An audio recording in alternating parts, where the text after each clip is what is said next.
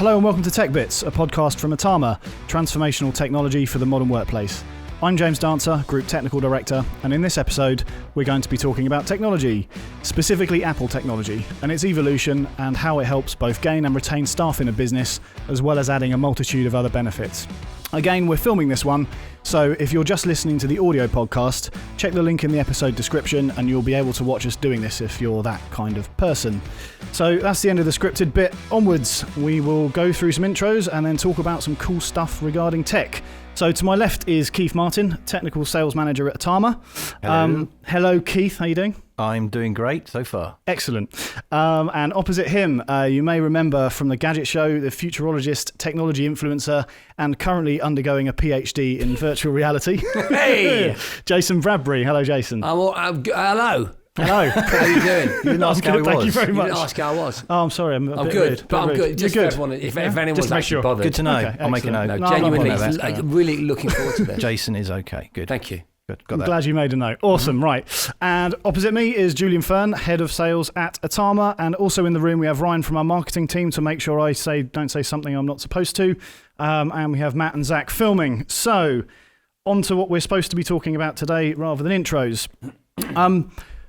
Really what we're discussing is how technology has changed over the last few years and how the evolution of employees has kind of happened over the last few years as well. So, maybe 5 or 10 years ago, a computer, I'm doing this inverted commas thing for anybody that's watching, were desktop machines, and they were kind of in a static place. They were on a desk, they did kind of one job, and that was it. But now if you look at people who are coming out of school, coming out of university, the technology that they're used to is this kind of stuff. It's like tablets, it's portable machines that can do more than just one task, right? So as a business, to be able to get the right people and retain the right people, you need to get them the technology they're comfortable using and they're used to using, and make sure it keeps going sort of over the life of their employment. So, Julian, we started off talking about jobs that didn't exist earlier, right? So there's one that I've mentioned a few times, which is, yeah, there we go. This is an interesting one, is gaming toxicology psychologist, right? And for anybody who doesn't know what that is a person who works with a game developer to make sure the mechanics of a game don't inspire toxicity. And while that's not particularly relevant to this technology, it is a job that just didn't have a place a few years ago. So it's interesting to think that when we were all at school at sort of different times and things. Don't look at me. I'm looking at you. I looked at you We're last all time. in an age group, mate. We're all there. Yeah. Some of us look better than others, I think. Yeah, you'd look at what... Thank you, guys. Thank you. Yeah, you got completely missed out of that one, It's a Jason. three-way compliment I didn't get. Yeah, exactly. Excellent. In like a career discussion, you would be thinking, what do I want to be? I want to be a dentist. I want to be a doctor. I want to be a sales manager at Atama. But you wouldn't necessarily think of one of these roles, and they all involve technology. So, Jason, interesting one for you. You've been in the tech industry for absolutely years. What was your first thing, or your first technical innovation over the last, say, 10, 15 years that you thought, wow, this is something really cool, but now we just take for granted? Now we think, that's just a... Well, forget 10 or 15 years. How about the Sinclair wristwatch Yeah? Okay, fair that my enough. dad brought home? No Or way. Britain's first ever calculator. Sinclair wristwatch? Yeah. Wow. Have you not seen one of those? No. Oh, it's beautiful. It's absolutely stunning. But I bought one again to reminisce because I collect retro, Wow. gadgets. I really collect retro gaming consoles, but any form of synthesizer or kind of, something that maybe I wanted to own in my youth, I tried to get hold of. And I got one of the Sinclair watches just like the one my dad had. He used to keep it in his on his bedside table. Mm-hmm. And I used to go and put it on and pretend that it was mine. And it fell apart. I bought it off eBay. It just fell apart because the production values that we are going to celebrate to a certain extent today are the quality threshold that we now have in manufacturing, and the sophistication of how things are joined and the materials science that goes into them obviously didn't exist in 1985. I'm guessing That was when I was born.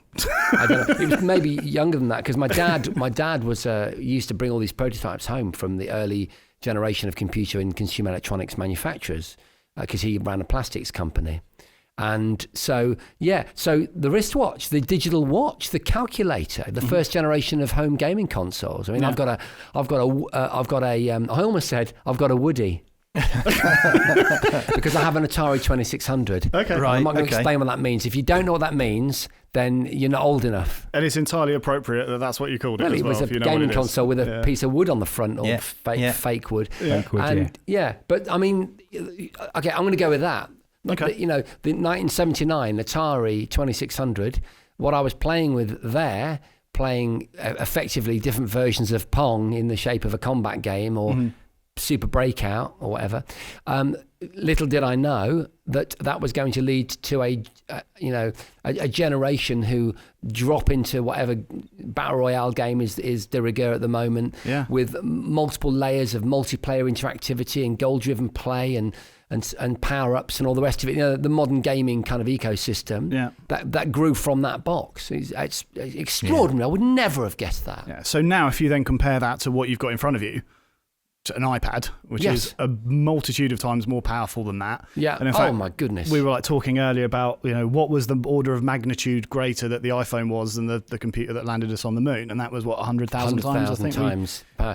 It is extraordinary, but it's also the kind of schizophrenic nature of the device that is most impressive to me. So the fact is, it's anything I want it to be. I can create a novel on it. Yeah. I can read poetry on it. I can find out facts about the Apollo mission and how powerful its computer was or wasn't on it, and I can play the aforementioned battle royale game that all the kids are into. Yeah, and I can also, as I did yesterday, design a leaflet for my wife's nutrition event. Okay. Yeah, and wirelessly send it to wherever it needs to be sent, and log and save all of the aforementioned things, with the exception of the gaming experience in question, in the cloud, and have that all synced between my devices, and then move to another device within the Apple ecosystem and have it all there in exactly the same way. Oh my God. They got that right. Why do they not get the Sinclair C5 right? That's a good question. That is... Why am I not picking my kids up? In fact, I did pick the boys up. I picked my boy up in the Sinclair C5 just because I could, and it'd be funny. You still got one? Instagram. It's on my Insta. Oh, wow. Of course I've got one. I've got the DeLorean from Back to the Future. Okay, let's talk about that afterwards. That's a whole other thing. So no, but and it's called a middle-age crisis. You're clearly not there. And I'm getting there, don't I? But no, but it is interesting. Like what succeeds, what makes it through. Yeah, what the is filter successful and what doesn't. And a three-wheeled electric recumbent bicycle with a really futuristic sort of Blade Runner bodywork. Also a tendency to roll over as well. And a tendency to roll over, very well put on corners, didn't make it through the filter. Yeah. But but the console or the device that we now see in front of us that has console DNA did make it, and it's fascinating and exciting. Yeah, we could absolutely spend ages talking about Apple Arcade, but I won't go into that because that's a really cool let me concept. Let me at it. Got to relate this to business as much as we could talk about gaming. So one of the things we were all talking about earlier was this kind of app culture that Apple have really spearheaded, in the sense of relating this back to a few years ago. Keith, we were talking about going down to the shop to buy software.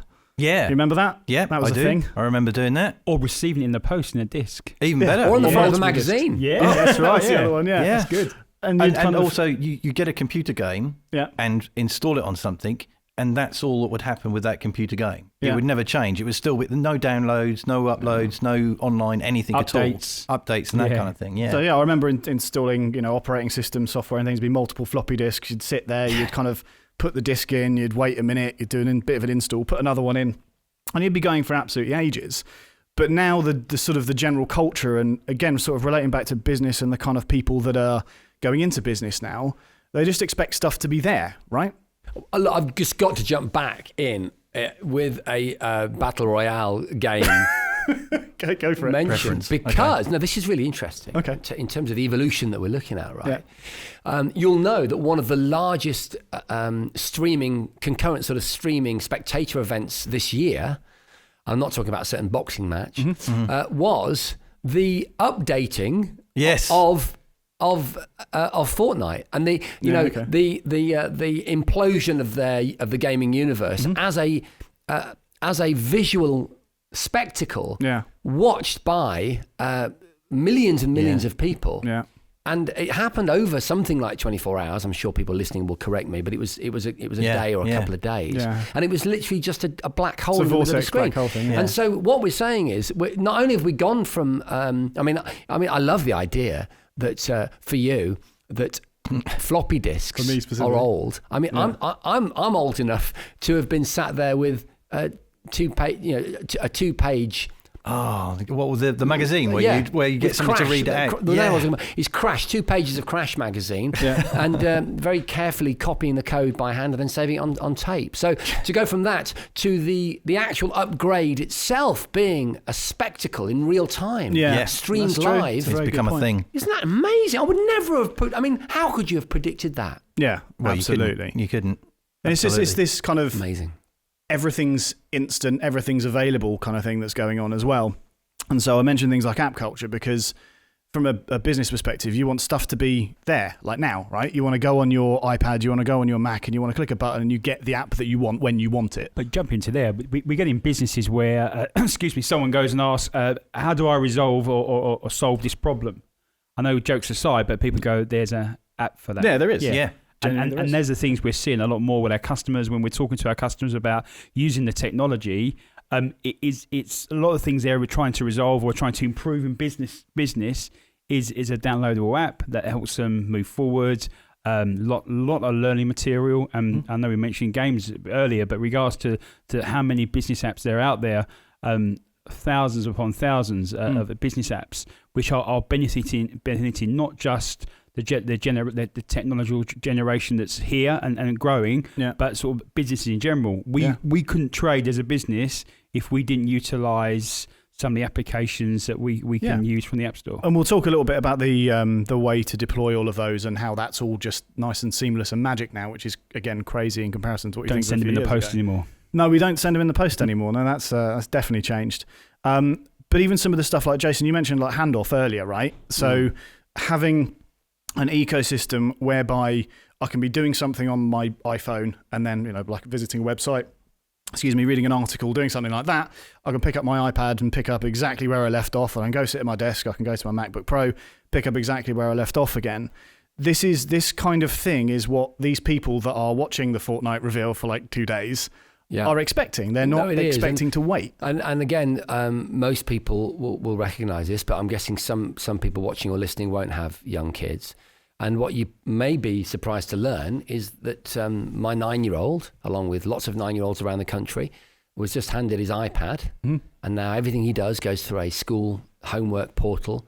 And he does his little PowerPoint presentation on a Sunday. And he sends it off to his teacher. And sometimes his teacher even replies, like on a weekend, in real time, within moments.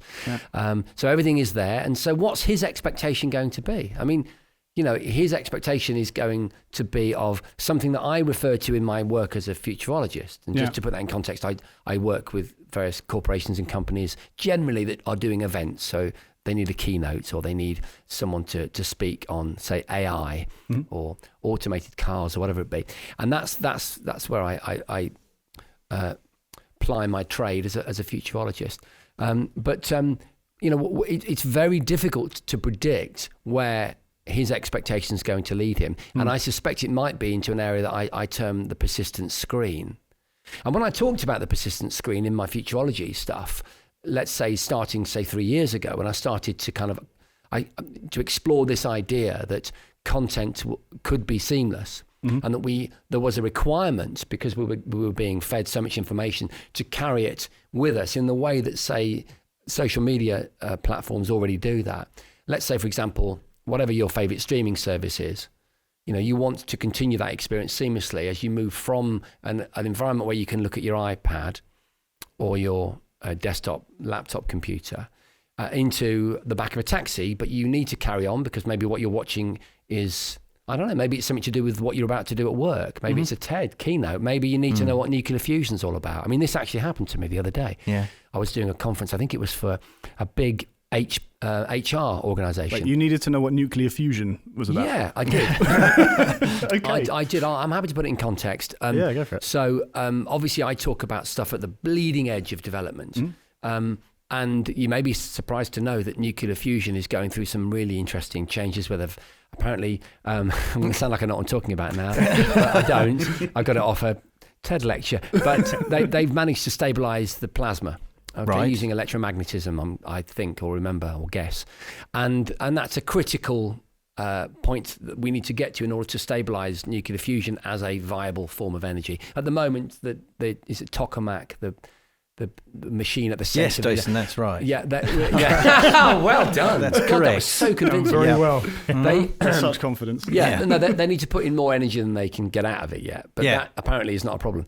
We're going to get there. But anyway, look, the point is, I was looking at data around this, trying to understand how it worked, looking at videos and various things. And I literally went through the seamless handover of content that I'm talking about, because I was on the move from trains with tables into the backs of cabs and tube trains, and it carried on, and that's that seamless transfer of the visual or auditory experience is really important. Like the user experience is improved massively. I think we consume stuff differently. Yeah. You look at the generation today, how they want to consume. So we go back to schooling. I know we're not talking about our education business today, but talk about schooling, how your son consumes is a lot more visual than probably when I was at school, or only over the last few years. And interactive in general as well. But also they want that information to hand, the instant on, or the access to the answers to the questions. So I think where you're talking about that seamless technology, when you are, say, on your phone or to your iPad or your Mac, depending on what you're doing, but regarding is everything you do is the same way. It's not just the access of information, how you do your work, how you provide back to your organisation impact. And what I mean by that is that how you do your job is impactful the way you want to do it. We can't force, or we shouldn't be forcing people to work in one way where their creativity stopped because you're forcing them that way. This gets onto an interesting point, because technology is always there around us. We have a good example of somebody who knows that more than us. But that technology we pick up without even thinking about it. If it's intuitive, if it wired into the way that we want to work, we'll pick it up. We were talking about other technologies that have existed and how Apple's ecosystem kind of came to us without me necessarily, or any of us actually looking for it. You get to a situation where you would be using rich context in an email for the first time, sending content in email. First did that on an iPhone, and I did it in a work environment, but that was my personal iPhone that I was doing it on. So I think that it's important to understand that technology will find its way into business one way or another. If you're an innovator and a disruptor, or whether you are a structured organisation, it all finds its way in there. Well, that almost goes into a thing, we term shadow IT. I don't know if you've heard of this at all before, Jason. So shadow IT is basically where employees of an organisation adopt a platform or a system without the IT department actually knowing that it exists or what it is, or knowing it's been used. We call it hiding it from James. Thanks. Don't tell James. I know more about it than you think I do. Things like iPhones are a huge thing that people just start using in businesses. Like if you've got an Exchange email account, you could just add it on an iPhone. It works perfectly.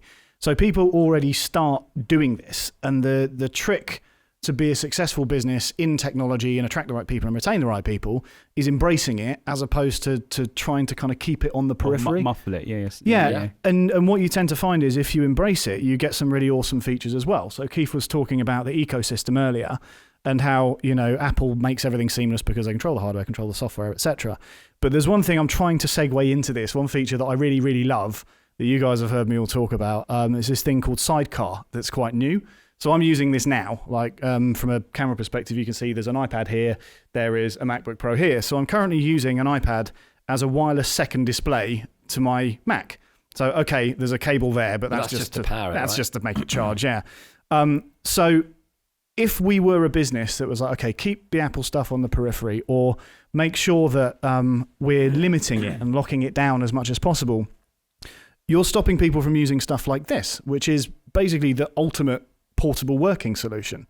And employees, especially nowadays, I heard gaming when you said that. Yeah, Sorry, of course you did. Yeah. And the thing that I think a lot of people don't necessarily recognize or realize is how mobile work is now.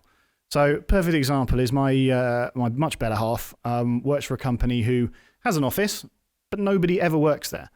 They're 100% remote worker and mobile company. They're not even a couple of them, there's about 50 of them. And they work in all different parts of the country and they work on all different kinds of technology. The majority of it is iMacs because it's sort of design work, but there's also a lot of iPads and MacBook Pros and things like that. And one of the reasons they do that is a really good point from a business perspective.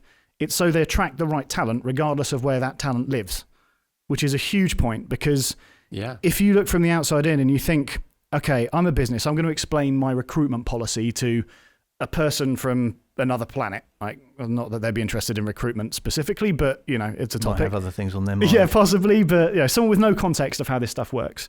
And you go, right, I want to have the best business possible. I want the best people to work for my business. And I want to make sure that our business is unmatched in our industry, but everyone has to be within a 45-minute commute of this specific place where my business is. Or it might be, depends where how you manage your resources. It might be the cheapest, and you might need people that live 5,000 miles away to be able to. You might need to be able to interact with them, share real-time updates of projects. Yeah. And the only real barrier then is the time zone, but the technology is no longer a barrier, is it? Yeah, exactly. Like things like FaceTime, for example, you can have like multi-person conferences in FaceTime now. You don't need to set up an external system. You don't need to really do anything other than hit a button and call the people you want to call. Yeah. And you can have a video conference. That is magic when you discover that for the first time. Exactly, across any device as well. Yeah. So it doesn't matter what device you have, provided it's an Apple device, obviously. Yeah. You can have one of phone that's in my pocket, and you can be wherever you are in the world. As long as you have data, you can be connected in real time visually to someone else the other side of the planet, which is, again, going back to 10 years ago, that's pretty crazy, right? But also you're stopping sort of this standard working hours, 8 to 5:30, 9 to 5. So you're allowing people to work in their own way, but actually be more productive because you're not restricting them, by device, location, and then secondly, people's time. We as a family, as a family of a father of a young family, you've got times that you like to take your son to school, pick him up, or see sports down, what have you. If you're restricted to working within 45 minutes of this location, 9 to 5:30, you're not doing that. And the thing I was going to repeat to, so this device here, this one here is company owned, this is personally owned, yeah? Mm-hmm. It's the same manufacturer, but guess what? I treat that no differently than I treat that, because the content on there is the stuff I have content on here. Mm-hmm. So actually my working day is not 8:30 to 5 o'clock. It's actually from the time I get up, the time I go to bed, and my impact on that. So just to make the point, that's by choice. We don't. No. But you have to work. That's my want. That's my want. Exactly. And what I can do, because it's so easy to do that, and to do that on my iPad, my Mac, or my iPhone. Yeah. I'm empowered to do that, and actually empowered to be successful. So if you look at a business, we talk about location, we talk about all the other things, but reality is the tools I've been given enable me to be productive, to empower me to do my job better, to actually go out and deliver a better experience for our customers, and more importantly for our rest of our team internally. So organisations who enable a user-chooser policy, Apple is absolutely king of the road because of it's what they're used to. They don't want that barrier between that's my work device, that's my personal device. They start to sort of mold into one. So just on that, recently it's become a lot easier to enable that. So things like managed Apple IDs. This is not the sexiest topic to talk about, but it's from a business perspective, it's so useful. You can now automatically create and manage Apple IDs using something like Microsoft Azure AD. So you can federate the identity management system that you already have in your business with Apple IDs. So you can use an Apple ID for all the stuff you would normally use an Apple ID for, but it's controlled from a corporate piece of infrastructure. So the previous not issue you had, but the thing you had to work around was you had to create Apple IDs individually for everybody, and that was a big pain. But now it's all automated and automatically updated and maintained, which means you can use things like sign in with Apple, for example. So when you go to websites and you see all these, sign in with this system, sign in with this system, you can now use that ecosystem and that continuity piece with your identity information as well. So you can sign into a website automatically using an Apple ID, using the various security features on these devices without really any fuss or worry. So it is having the personal experience, but with corporate governance and corporate control. So that comes on to something which I think is kind of key and kind of important. You're going to say identity? I'm going to say because we identity. segued into identity. Absolutely. Hey, It's almost like you thought you knew what you were doing.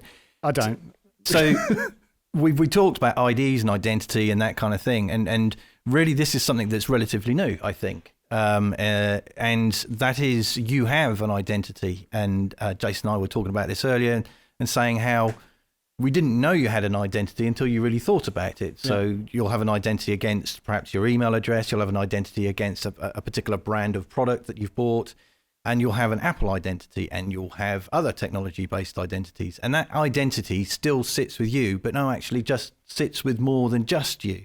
There's a whole cloud of solutions and product and content that sits around waiting for you to call on it whenever you want to be. It might be, I want to watch that film. I want to listen to Boomtown Rats. Don't know why that came into my head, by the way. Why did you point to me when you said Boomtown Rats? It's an open palm. Yeah. Open palm. It's not a finger to point. both people. Are you a Boomtown Rats fan? No, I thought it was Do you a like Gadget. Monday? I mean, I don't particularly like hate Mondays. Mondays. But And it's Tuesday. But anyway, the point I was It's badly Monday in making. the outside world. Yeah. it's just in the cornucopia of music that you could have selected. Yeah. You went for Boomtown Rats. I I've think that's no interesting. idea. I'm I've no idea. really Says something about my shocked by psyche. Let's Yeah. delve into that At least you another didn't go day. for Slayer. It's That would another have been a bit weird. Yeah, absolutely. Or a couch lesson somewhere. So anyway, identities. Yeah. So I can draw any of these things whenever I want to because my identity is a thing out there in the internet. Yeah. And it also can be revealed, or I can get access using normal things like my face, as unpleasant as that could be for some people. Almost like you've segued there again. Again, Amazing. that you can use my face as my identity to gain access to the things, be they features or content. Yeah, so like going back to the Yeah. comparing now to the past, this is one of the things when you were saying, Jason, earlier about being wowed by, this technology and you had your Sinclair and all that kind of stuff before.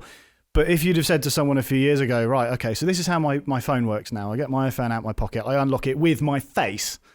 Like, With my face. that's like, it feels like it needs to be, literally it's like smashing with it my against- face. Like that just wasn't a thing a few years it's cool. ago. It's really cool, and fine. But the only thing is I kind of been waiting for all the added features to come. So the ability for that recognition on that pocket device to then enable me, now that the ecosystem knows I'm there and that it's me, to then buy stuff and do my shopping online and purchase things and book tickets and whatever. Without the need to either constantly put in passwords that I always forget, or to constantly look at my device. Do you get what I mean? Yeah. Oh, you want it to be psychic? I want it to be I want it to be preemptive. So, Okay, fair so enough. that I've unlocked I want it to be intelligent. I want it to be like a butler. Yeah. Okay. In all truth, that's what I want Siri. Yeah, to be what it was supposed to be. So it is, I don't know if any of you guys have used Siri shortcuts yet at all. Have you seen what those are? These are amazing. So basically with loads of different apps, you can now program Siri to do a specific task. So it's like an if this, then that kind of automation. I'm not being glib, I'm being serious. Go for it. So for example, my issue about nuclear fusion. Yeah. I needed to quickly learn the basics of nuclear fusion. Yeah. Could I say that as a Siri shortcut? And so you can do that at the moment to ask it to get you content. Yeah. But more specifically, what I'm talking about is, and this happened in one of our management meetings the other day, it suggested the shortcut to me.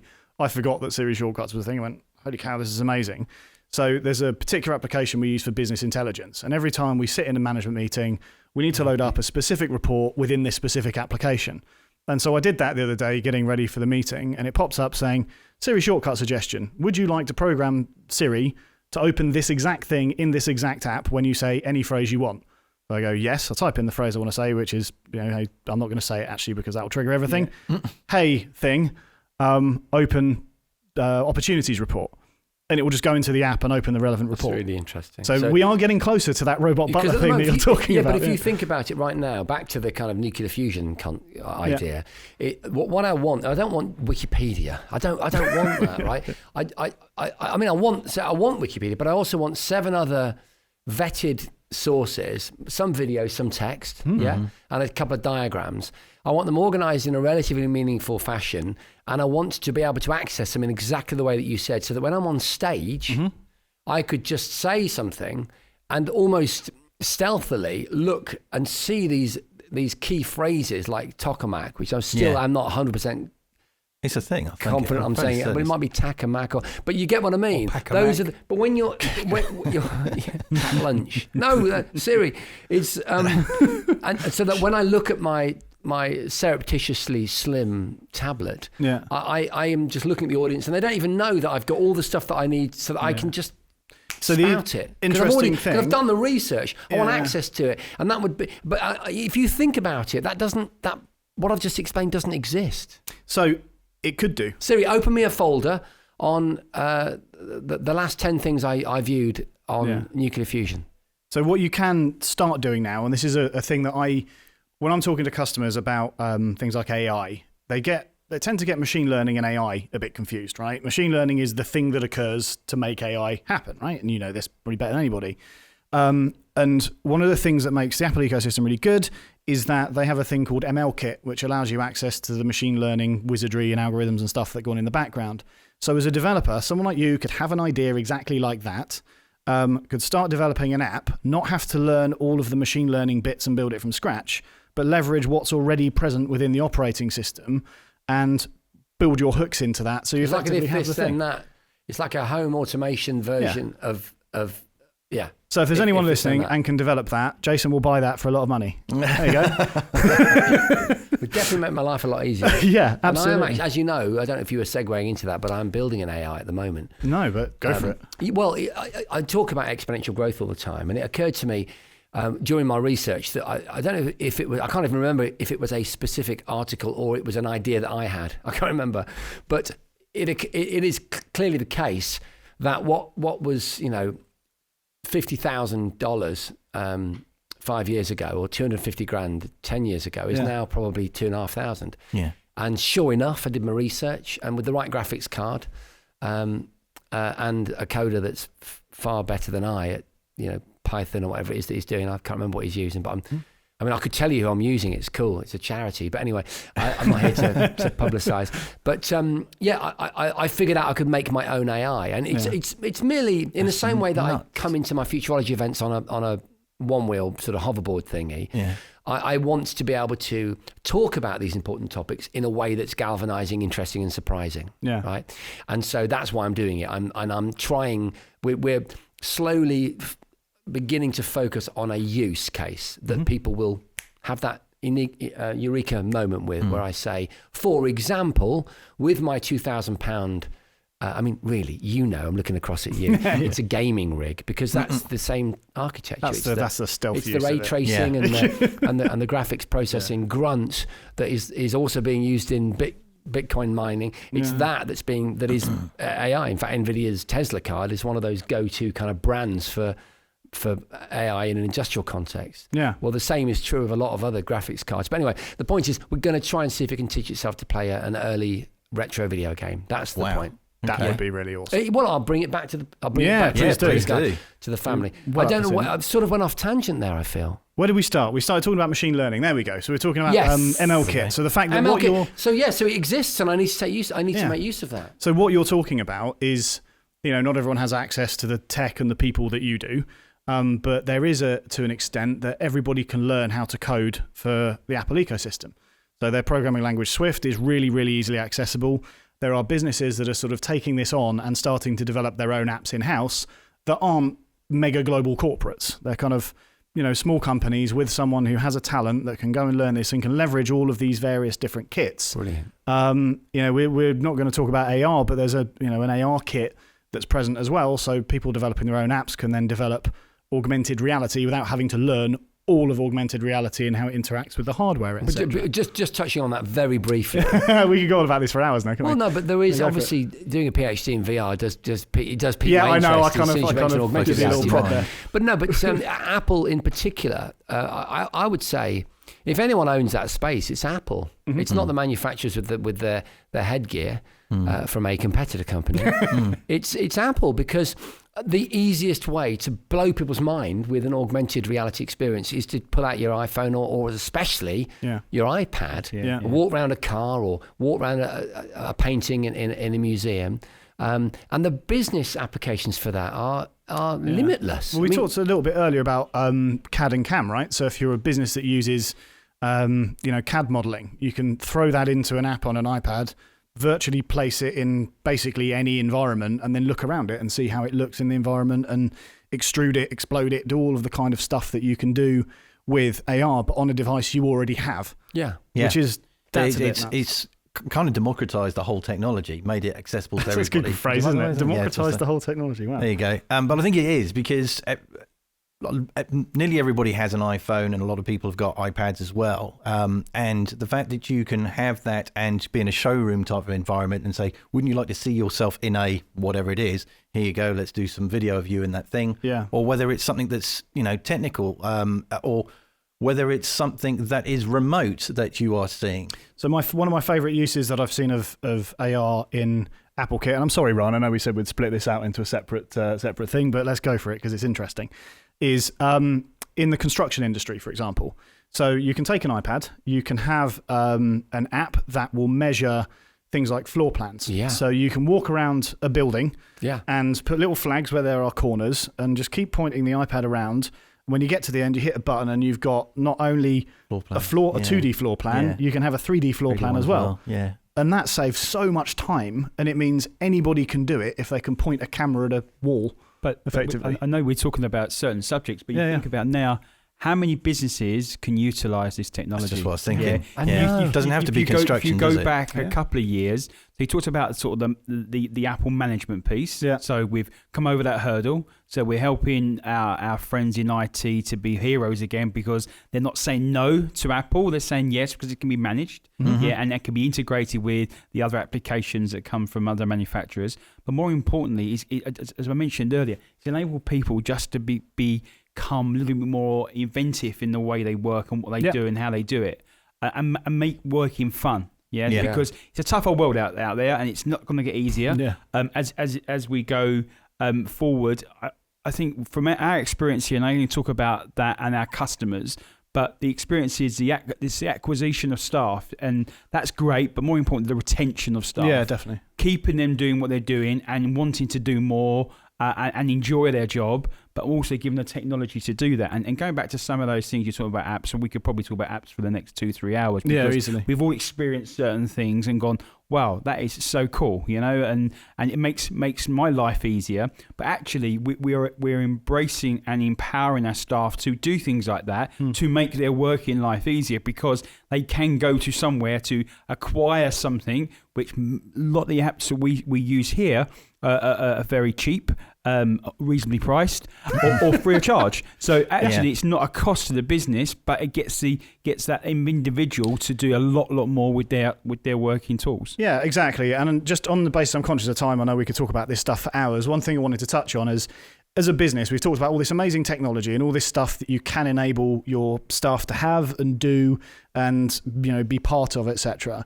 But the scary thing is kind of thinking with my IT manager or IT director head on, is how do I control all of this? Because this is great, but I don't want a load of devices kind of running wild without me having any governance at all. We've got things like GDPR that we have to worry about now. Admittedly, before then we had the Data Protection Act, but the GDPR's had more publicity.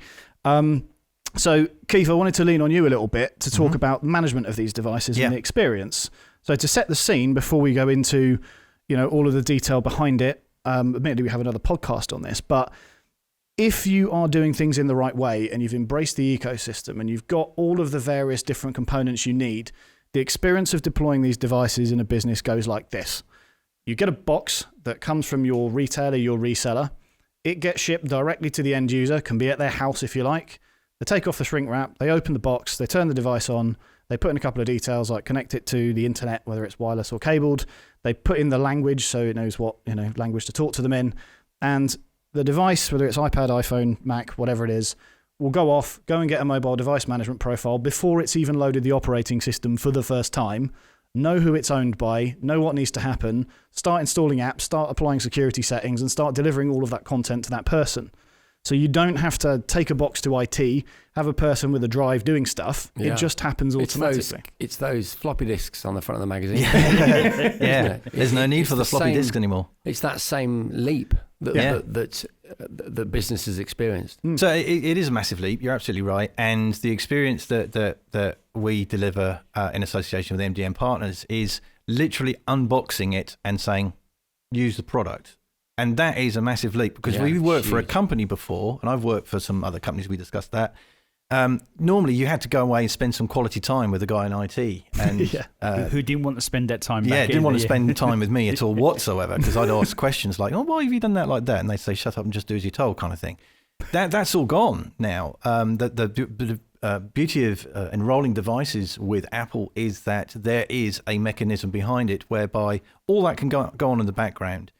Even to the point, in the old days, people still do it now, you would have a gold build of whatever your laptop is going to be, and someone would create that somewhere and spend a good few days creating that. And the idea was that you didn't deviate from that gold build because someone would have to spend another few days creating another gold. Yeah.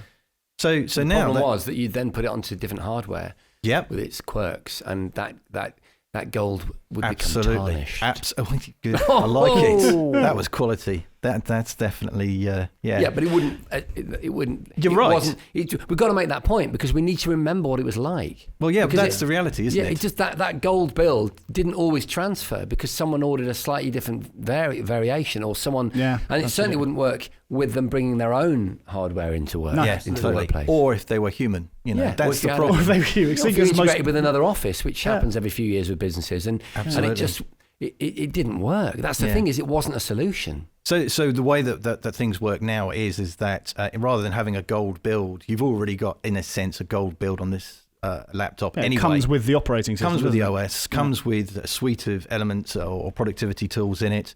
You only need what you need, and that is access to other stuff and that device to be accountable for what it's doing. And it can do that behind the scenes without someone from IT sitting down with you, which I guess can be a good or a bad thing. But if you work in IT, it's all good with us. Yeah, yeah, absolutely. But it makes the kind of conversation I have with other IT professionals is rather than having to spend time doing this monotonous job again and again, you can do something like you really wanted to join IT for. Be creative. Be creative? Yeah, absolutely.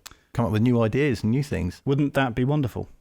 Wouldn't it? So, on that note, here we go. We are needing to wrap up now. Okay. I like the idea of the gold can become tarnished, by the way. I'm going to totally steal that and use that when I'm talking about customers. The better one I was thinking was we've taken the your business computing solution from gold standard to rose gold standard. Oh, there we what? Go. On that there note. we go. Jason Bradbury 2019.